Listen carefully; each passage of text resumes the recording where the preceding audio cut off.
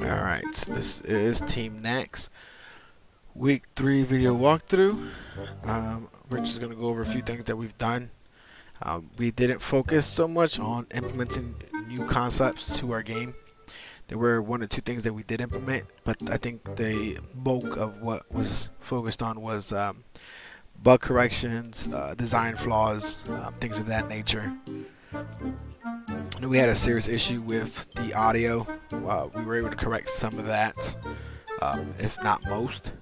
Like the level 3 audio being so loud, that was an issue with the previous milestone, but it's corrected now. Another thing was the visual cue and the checkpoints. Let's just go ahead and start a fresh game here so we can see. Alright, so the biggest design here is the HUD. So it's no longer overwhelming. We condensed it, got rid of the extra stuff that we no longer needed. We converted the health from a numerical value to a slider now. We adjusted the stamina from the right side to the left. Also got rid of the treasure, so that's no longer there. Now it's only just the score. The ammo, it's switched over to a numerical value, but it's now we have a new reload function. So if we, let's say, exhaust 15 of our ammo or rounds in the clip and we now push R, it takes 15 from the reserves and throws it into our current clip. So that was one thing. The power shot now is behind the ammo as well, so if you hit the right, it's all incorporated. We threw our little James picture in the back there. The visual indication on the checkpoints are no longer visible until the player actually reaches the checkpoint. As soon as they enter the trigger, you have a big checkpoint reach, and of course the constant one that stays on the checkpoint, so we can visually see that it's been reached. Another thing last week was the transparency. Since it's using a canvas, the checkpoint was being displayed over everything else, but now that is no longer the issue. So that's been corrected as well. The rendering stuff there. What else? The movement platforms we've also corrected. They're all in sync now. The modes have been increased, so now they're not so small. The bats now have a timer that if the player leaves the view of the bat for, let's say, I think it's 5 seconds, the bat stops following the player. But there's also, before the bats, which they still are, but it works off a trigger. Once the player enters that zone, the bat starts following the player. But now there's also an aggro to the bat. So if, let's say, the player, I missed that one. Let it swing back around real quick. If the player shoots the bat immediately starts following if I can shoot. So yeah, the bat is supposed to follow the player. Let's try a different bat. Maybe that one just wasn't set up. See how now the platforms they stop and go right at the same time. Again, our checkpoint. Another thing that was brought up was if the power shot was being reloaded and the player used the charging station, we push E, you can see that now it instantly fills that power shot. Let's get rid of that.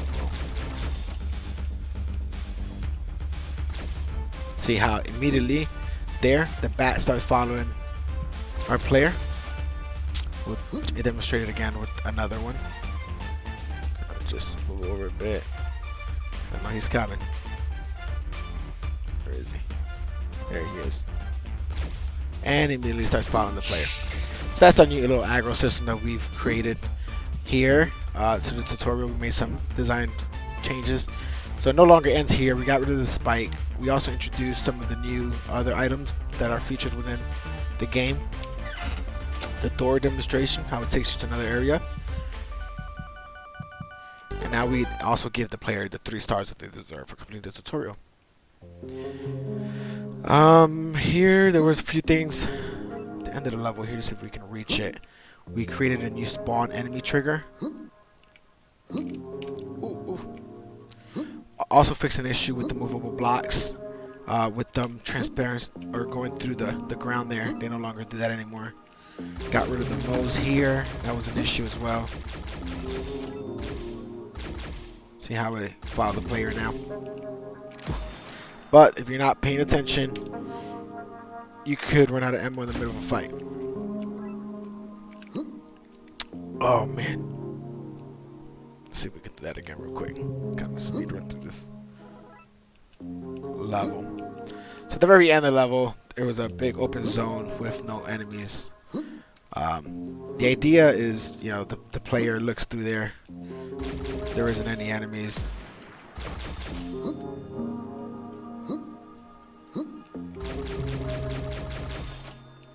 But as soon as the player enters the trigger, they all spawn.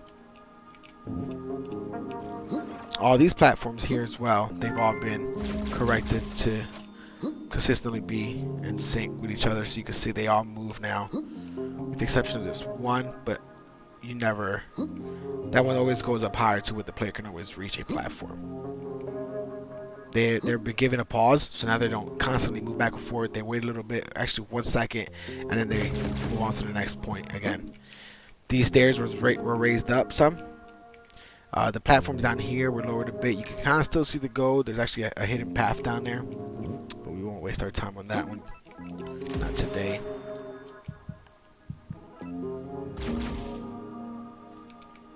Oh man. Just really want to get to this.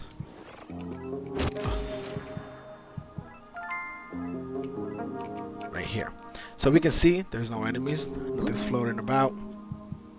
But you get up in here. As soon as you enter, there's a trigger right here to collect that diamond. Oh, now you've got your bats that have spawned.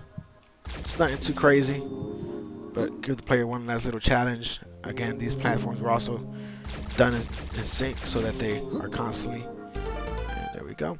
Completed that level. 3 and 4. What did we do here? Okay, so we corrected an issue here. We added a jump pad. Here, we kind of made it so the player has to actually get up there and shoot. The breakable platform for the actual platform to fall. Corrected another issue where once the player jumped on this platform, because they have both of them have rigid bodies, it was forcing the platform down into the ground. Ooh, the platforms also. Now those, let's go back down here. See, they're broken. After a set timer, they now respawn as well. So a lot of work here and there. Again, it's not really so much, you know, adding new stuff, but fixing what we already had. Going through all the levels. I know 3 and 4 were one of the tougher levels that we had. We throttled back not only the enemies.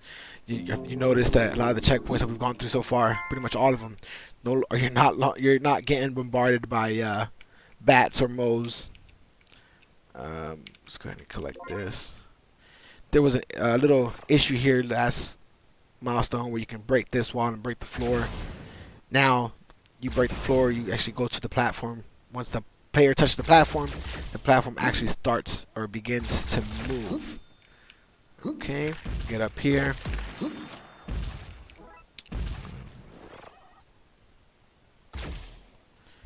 Now they don't instantly pop, but you can see them as they fall, kind of give that sense of realism. Oh man, come on, can I make it? Spawn. Oh, I made it. Oof, that was a goner there. Oh, wait, I might be a goner. Oh no! All right. So that's pretty much that one. I don't think, besides the design features on this level, nothing really else was done. I don't think. Trying to think. Let me see. Take a quick peek at my notes. So health packs. We also increased the size of those. We changed the health values. So the bats, it took an increasing amount of damage to kill them. The bats now only take 3 hits to kill. 1, 2, 3, 4 on the moles there. There's a bat around here somewhere. There it is. So 1, 2, 3. You can see there. What else did we do? Corrected issues with the firing. So there was a bug where if you would fire and hit the pause screen and resumed, it would go into like a automatic non-stop firing mode. That was corrected. You can now, if you hold down the left trigger, consistently shoots. So that was an added feature there.